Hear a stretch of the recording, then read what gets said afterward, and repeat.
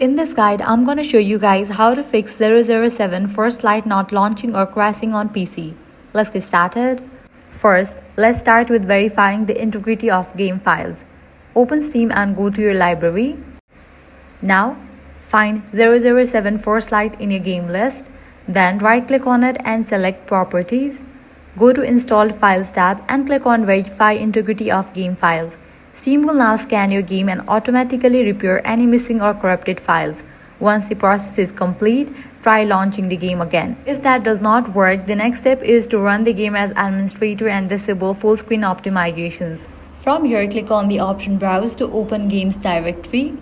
Inside the folder, locate the 007 firstlight.exe file, right-click it and select Properties. Now go to Compatibility tab. Click Run this program as administrator and also enable Disable full screen optimizations. Click Apply and OK, then try launching the game again. Next, outdated graphic drivers could be the issue. Open Device Manager. Now, expand Display Adapters. Right-click your GPU and select Update Driver. Choose Search automatically for drivers and let Windows install any available updates.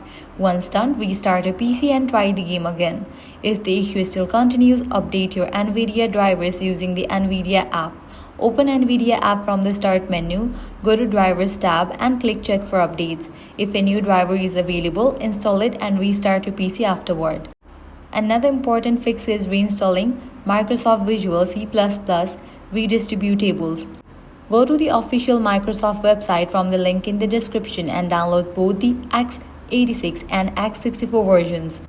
Once you install both of these, restart your PC to apply the changes, and that's it. These are the best solutions to fix 007 First Light not launching or crashing on PC. If this guide was helpful, do not forget to like, share and subscribe.